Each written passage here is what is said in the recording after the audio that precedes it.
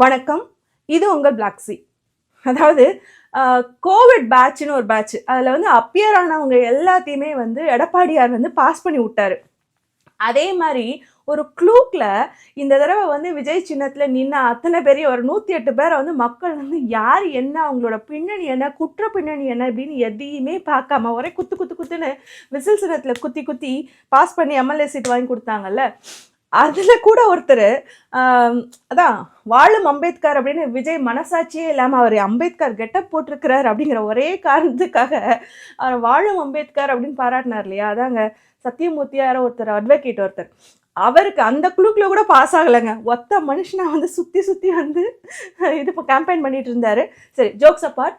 என்ன அப்படின்னா, நேற்று முழுக்க நீங்கள் ட்விட்டரில் ஃபேஸ்புக்கிலலாம் பார்த்துருந்தீங்க அப்படின்னா, ராஜ்மோகன் அவர் வந்து தன்னுடைய சர்டிஃபிகேட் வந்து சரியாக அதாவது ஃபேக்கு, அவர் வந்து அந்த டிகிரி வாங்கவே இல்லை, அந்த டிப்ளமோ கோர்ஸ் அப்படிங்கிற அப்படி ஒரு கிணறே இல்லை அப்படிங்கிற மாதிரி அப்படி ஒரு அட்ரஸில் ஒரு இன்ஸ்டியூட்டும் இல்லை. அதுவுமே பார்த்தீங்கன்னா சர்ச் பண்ணி சம்டைம்ஸ் வந்து சின்ன இன்ஸ்டியூட்டாக இருந்தேன்னா ஒரு இடத்த விட்டு இன்னொரு இடத்துக்கு மாற்றிருக்க கூட செஞ்சுருக்கலாம். சரி, அப்படின்னா அந்த இன்ஸ்டியூட் வந்து ரெஜிஸ்டர் பண்ணப்பட்ட ஒரு அங்கீகாரமான ஒரு கல்லூரியா அப்படின்னு பார்த்தீங்கன்னா அதுவும் இல்லை. அப்போ வந்து ஒரு ஃபேக் பண்ணியிருக்கிறாரு. அதுக்கப்புறம் அந்த டிப்ளமா வச்சு தான் வந்து அவர் பிடெக் கூட வந்து ஜாயின் பண்ணியிருக்காரு. அந்த பிடெக் வந்து அவர் கம்ப்ளீட் பண்ணலை.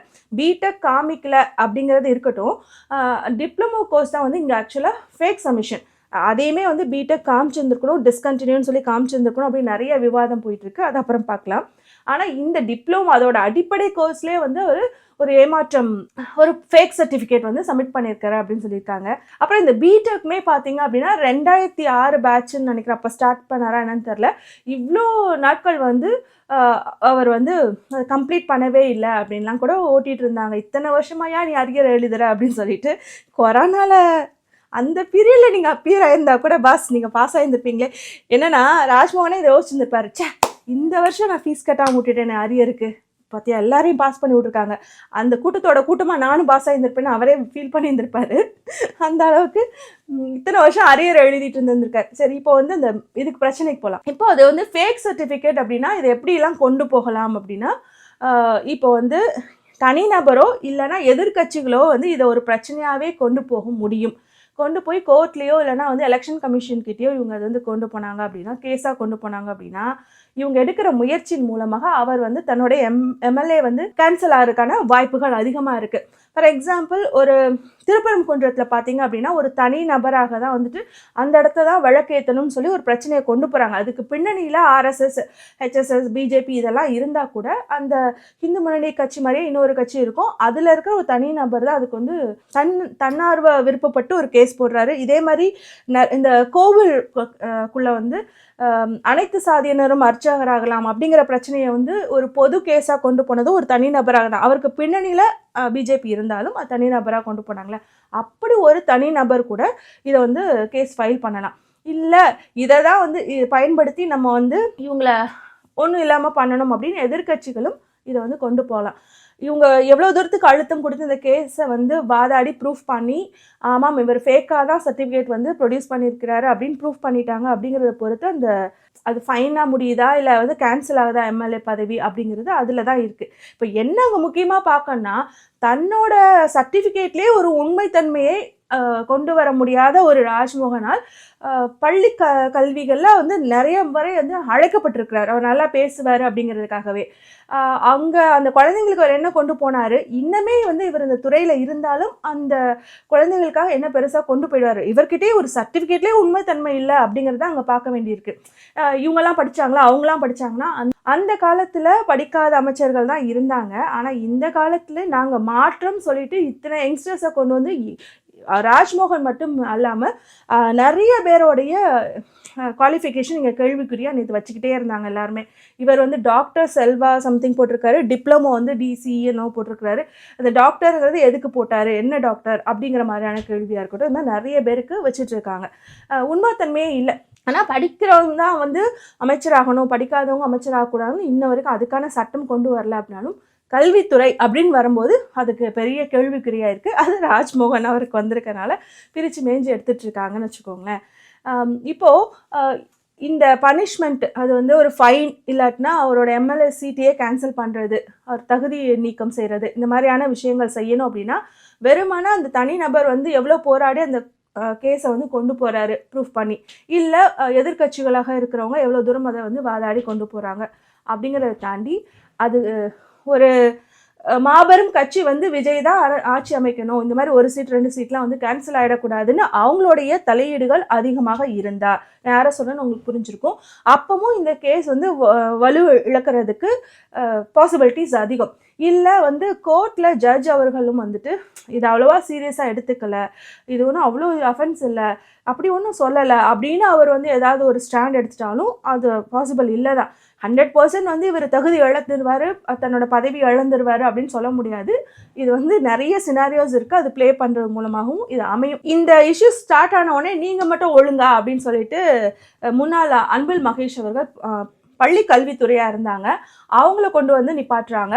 அவர் வந்து எம்சிஏ அப்படின்னு சொல்லி போட்டிருக்கிறாரு, அதுக்கப்புறம் வந்து ஹானரபிள் டாக்டரேட் ஏதோ பண்ணியிருக்கிறாரு. அதுக்கப்புறம் தான் இந்த அவர் ஆட்சி காலத்தில் இருக்கும்போது தான், பதவியில் இருக்கும்போது தான் வந்துட்டு பிஹெச்டி கூட ஏதோ பண்ணியிருக்காரு போல். அதை வந்து அஃபிடேவிட்டில் காமிக்கிறதுக்கான வாய்ப்புகள் இல்லை, ஏன்னா லேட்டராக கம்ப்ளீட் பண்ணனால. பட் இந்த ரெண்டையுமே அது எப்படி கொஸ்டின் பண்ணுறாங்க அப்படின்னா, அதானே எம்சிஏன்னு போட்டிருக்கீங்க, யூஜி எங்கன்னு கேட்குறாங்க. யூஜி அதாவது பிஜி படிச்சிட்டிங்க அப்படின்னா யூஜியை காமிக்கணும்னு அவசியம் இல்லை, அது வந்து மறைக்கிறதாக அர்த்தம் கிடையாது, குற்றம் கிடையாது. ஆனால் ஹையர் எஜுகேஷன் வரும்போது நீங்கள் படிச்சிருக்கீங்களா இல்லைனா டிஸ்கன்டினியூ பண்ணியிருக்கீங்களா அப்படின்னு காமிக்கணும். இன்ஃபேக்ட் இங்கே வந்து ஒரு பிடெக் வந்து படித்து முடிக்கலை, அது கூட பெரிய குற்றம் இல்லை அப்படின்னு தான் நான் வந்து கேள்விப்பட்ட வரைக்கும் சொன்னாங்க. அவர் படித்து முடிக்கல அப்படிங்கிறப்ப ஹையர் எஜுகேஷன் வரும்போது அவர் வந்து அந்த டிப்ளமோ கோர்ஸே போதும், ஏன்னா அவர் கம்ப்ளீட் பண்ணதே காமிச்சா போதும், பிடெக் காமிக்கணும்னு இல்லை அப்படின்னு சொல்கிறாங்க. ஸோ அது அஃபென்சிவோ அது ஒரு குற்றமோ இல்லை.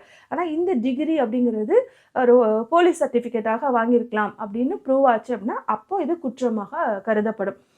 அதே மாதிரி பார்த்தீங்க அப்படின்னா இவர் தான் வந்து தலித் கேண்டிடேட், எஸ்சி எஸ்டி தனித்தொகுதியிலிருந்து வந்த ஒருத்தர் முதல் முறையாக வந்து ஆதி திராவிட அமைச்சரவையில் இல்லாமல் பள்ளி கல்வித்துறைக்கு கொடுத்துருக்காங்க அப்படின்னு சொல்லிட்டு அதுக்குமே வந்து நிறைய பேர் ரைட்டப்லாம் எழுதியிருந்தாங்க. அந்த தலித் வாய்ஸ் அப்படின்னு தொடர்ந்து நான் நினைக்கிறேன் அது வந்து ஆதவ அர்ஜுனாவுடைய பேக்கேஜ்லேருந்து யாராவது இருக்கும், ஏன்னா நிறைய பேர் அந்த மாதிரி இன்ஸ்டாலேயுமே தங்களுடைய அடையாளங்கள் அப்படி காமிச்சிட்டு இந்த மாதிரி பேசுகிறத நான் பார்த்துருக்கேன். ஸோ அந்த மாதிரி அவரோட பேக்கேஜில் பேர் சைக்கிளில் பேரோலில் இருக்கக்கூடிய நபர்களாக இருக்கும்னு நினைக்கிறேன். இந்த செய்தியை வந்து பயங்கரமாக பதிவிட்டிருந்தாங்க.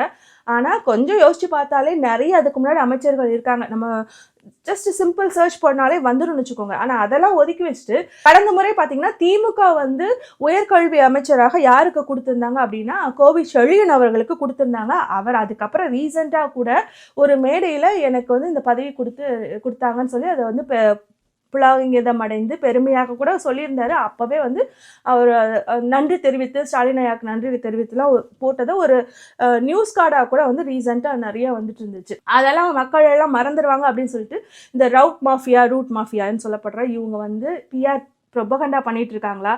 ஏன்னா வர்ற நியூஸ் எல்லாமே போய் இல்லாட்டினா அது ஆல்ரெடி எக்ஸிஸ்டாக இருக்கக்கூடிய ஒரு ஸ்கீமை வந்து இவங்க பெயிண்ட் பண்ணி இப்போ தான் அவர் செய்கிறாரு, இப்போ தான் வந்து விஜய் செய்கிறாருன்னு சொல்கிறாங்க.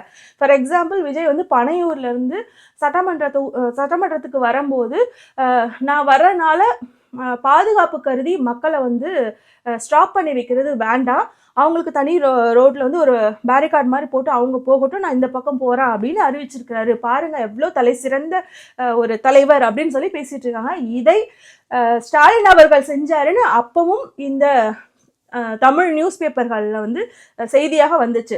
இதற்கு முன்னாடி அந்த மாதிரி செஞ்சதே இல்லை, அம்மையார் போனாலும் சரி இல்லை யார் அதற்கு முன்னாடி முதலமைச்சராக இருந்தவங்க போயிருந்தாலும் மொத்தமாக நிறுத்தி வைக்கப்பட்டிருந்ததை ஸ்டாலின் அவர்கள் வந்து அது அந்த மாதிரியான கலாச்சாரம் வேண்டாம் அப்படின்னு சொல்லி சொன்னது.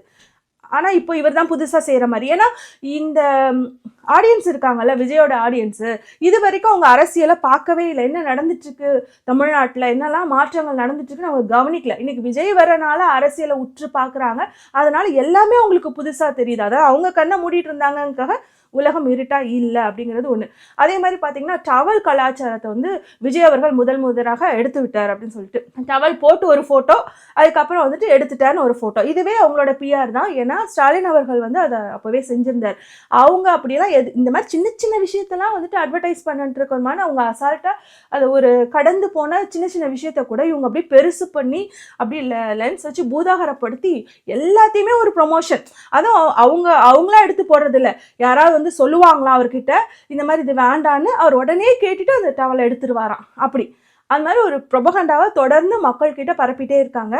உண்மை வந்து சேருவதற்கு முன்னாடி போய் ஊரையே சுத்திரும்னு சொல்லுவாங்கல்ல, அது மாதிரி தான் போய் வந்து ஊரையே சுற்றிட்டு இருக்கு இந்த ரவுட் மாஃபியானால. அது எல்லாரும் நம்பிட்டு தான் இருக்காங்க. இப்போ நம்ம வந்து கத்துறனால போய் சேரவா போகுது. இப்போ விஜய் எடுத்துக்கிட்டிங்க அப்படின்னா அவர் வந்து +2 தான். பிஎஸ்சி விஷுவல் கம்யூனிகேஷன் வந்து அவர் டிஸ்கண்டினியூ பண்ணிட்டாரு. ஃபர்ஸ்ட் இயர் வந்து படிக்கும்போது கொஞ்ச நாட்கள் வந்து காலேஜுக்கு போனார். அப்புறம் வந்து அங்கே உள்ள காம்பவுண்ட் சோர்லேயே உட்காந்துட்டு இருந்திருக்காரு. வீட்டில இருந்து கிளம்பி காலேஜுக்கு போய் அப்புறம் வந்து அப்பா எனக்கு இன்ட்ரெஸ்ட் இல்லை அப்படின்னு 2வது வருஷம் படிக்கும்போது என்னமோ நான் படத்தில் நடிக்க விரும்புகிறேன் அப்படின்னு சொல்லிட்டாரு. அவங்க அப்பாவே வந்து வாக்குமூலமாக ஒரு முன்னாடி ஒரு இன்டர்வியூல பதிவு செஞ்சிருக்கிறாரு.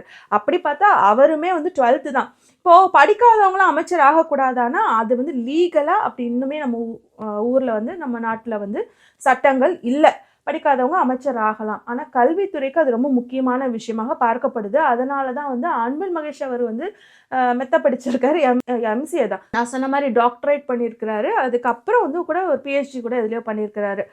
இப்படிலாம் படித்தவங்கள தான் அதில் கொண்டு வந்துட்டு இருக்காங்கங்கிறனால தான் இங்கே கேள்விகள். அதுலேயும் முக்கியமாக இந்த ஃபேக் சர்டிஃபிகேட் போட்டது அப்படிங்கிறது ஒரு பிரச்சனைக்குரிய விஷயமா இருக்குது. அப்புறம் நீங்கள் மாற்றுன்னு வேற சொல்லிட்டு வரீங்கல்ல, குறைஞ்சபட்சம் 233 இல்லை 234 தொகுதியில் நீங்கள் இந்த தடவை நிற்க வச்சுருந்தீங்க அப்படின்னா அதில் வந்து ஒரு 80% நீங்கள் படித்த நபர்களை கொண்டு வந்து நிப்பாட்டிக்கலாமே. நீங்கள் அப்படின்னா என்ன மாற்றம்? அட்லீஸ்ட் சீமான் வந்து அதற்கான முயற்சிகள்லாம் எடுத்தார். அவங்களுமே ஜெயிச்சிருந்தா எத்தனை பேர் போலி எத்தனை பேர் உண்மைன்னு தெரிஞ்சிருந்திருக்கும். பட் குறைஞ்சபட்சம் அவர் வந்து ட்ரை பண்ணாரு. நீங்க என்ன பண்ணீங்க? தண்ணி கேன் போட வரவன் இல்லை அந்தந்த ஊர்ல எவன் வந்து ரவுடிசம் பண்ணிட்டு இருக்கிறான், அவன் அந்த மாதிரி அவனுக்கு காசு இருக்கா, அவனால எலெக்ஷன்ல தனியா நிக்க முடியுமா, ஜெயிச்சிருவானா அப்படின்னு பார்த்து யார் வந்தாலும் அதான் விஜய்க்கே தெரியாத கேண்டிடேட்ஸ் தான். அவருக்கு பேர் கூட தெரியாம தப்பு தானே பெயர்கள்லாம் சொன்னாரு. அந்த மாதிரியான நபர்களை தான் நிப்பாட்டிருக்கீங்க. நீங்க எப்படி மாற்றா இருக்க முடியும் அப்படிங்கிற கேள்வியும் மிக முக்கியமாக. நீங்கள் மாஸ்டர்ஸ் போடல காமிக்க கூடாது. அந்த குற்றம் கூட எனக்கு தெரிஞ்சு கோர்ட்டில் இக்னோர் பண்ணிடுவாங்க. அது ஒரு பெரிய குற்றம் இல்லை, தெரியாமல் விட்டுருப்பாங்கன்ட்டு. ஆனால் ஃபேக் சர்டிஃபிகேட் நீங்கள் ப்ரொடியூஸ் பண்ணியிருந்தீங்க அப்படின்னா ராஜ்மோகன் வந்து சீரியஸாக he has to face it. பார்க்கலாம் அவர் வந்து ஃபேஸ் பண்ண போகிறாரா என்ன அப்படின்னு. இதை எவ்வளோ தூரத்துக்கு வந்து அரசியலாக்கி மற்றவங்க கொண்டு போகிறாங்க அப்படிங்கிறது வந்து வரும் நாட்களில் ஒரு என்டர்டெயின்மெண்ட்டாக இருக்கும் நம்மளுக்கெல்லாம். பார்க்கலாம்.